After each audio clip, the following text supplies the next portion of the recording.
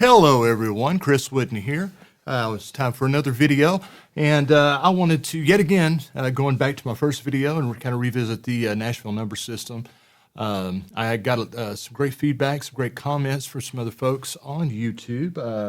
I believe, was it a Michael? Yeah, Michael Landreth, excuse me, I was looking, I had my notes over here, and made a comment that he'd like to see see how I utilize charts, like if I was tracking a song or what have you.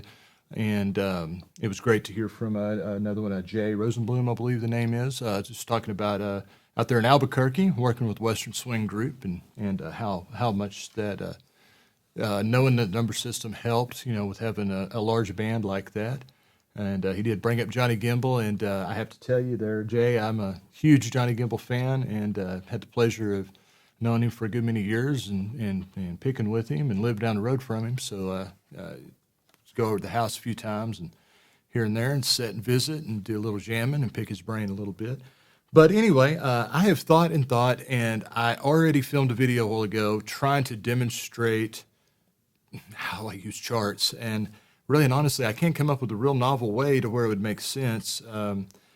Even my best case the best way I could think of trying to do it was to explain what I was doing and then video myself recording a track. But at that point, you're just watching me stare at a music stand and play parts. So I decided to go back to the drawing board and just talk a little bit more about it, and hopefully that'll suffice and let me think on it for a few days and see if I can come up with a better way of actually demonstrating it and doing a video that shows what I'm actually doing there.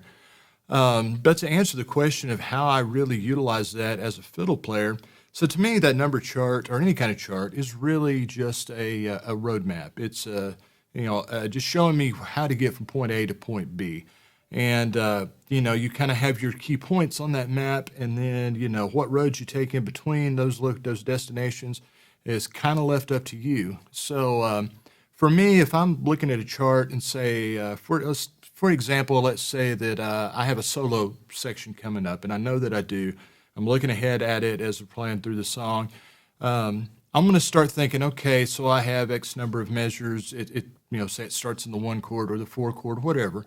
And like we all do, we all build up those banks of licks in our head, and certain licks work better in certain keys, depending on playing open strings and so forth.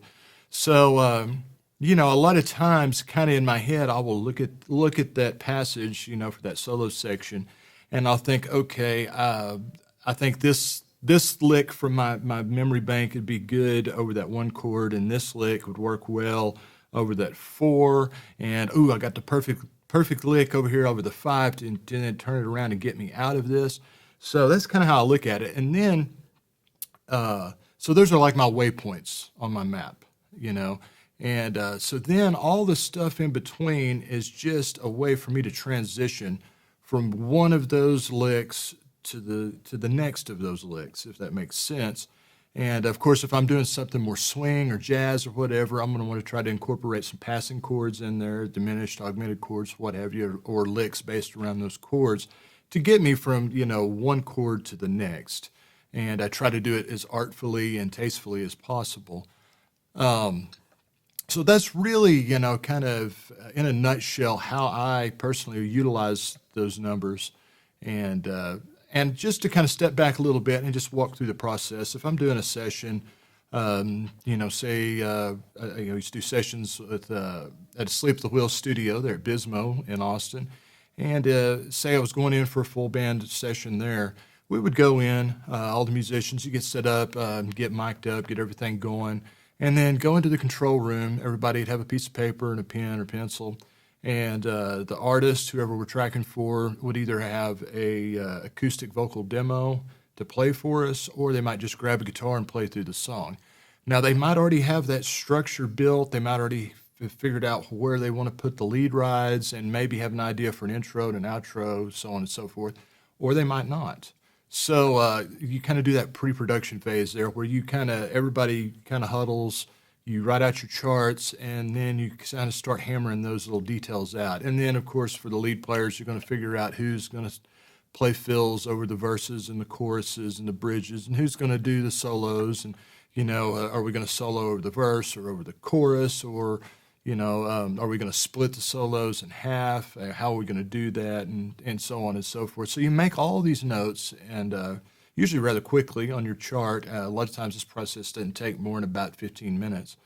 10 to 15 minutes, it just depends. But then everybody goes back in there, and you can take 4 or 5 passes at it. And hopefully, if everything goes right and according to plan, after 4 or 5 passes, you should be able to get a usable take out of that.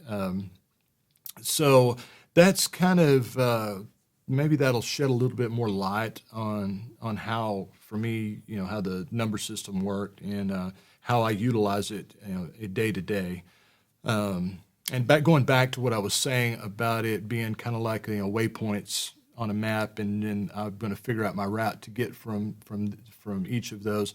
That goes back to having a good understanding of the relationship between those chords and the steps, and so on and so forth, and how those chords relate to one another, and how the different notes, in my solo or in a melody, how they relate to one another, and that's kind of the details and the weeds that you get off into, as far as how I'm getting from, this kind of main lick over the 1 chord to this kind of major lick over the 4 chord.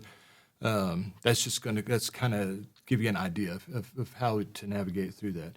Anyway, I hope this video kind of hit on some of the stuff that y'all were talking about, and hopefully it makes sense to you. And, at the end of the day, remember, it's all energy.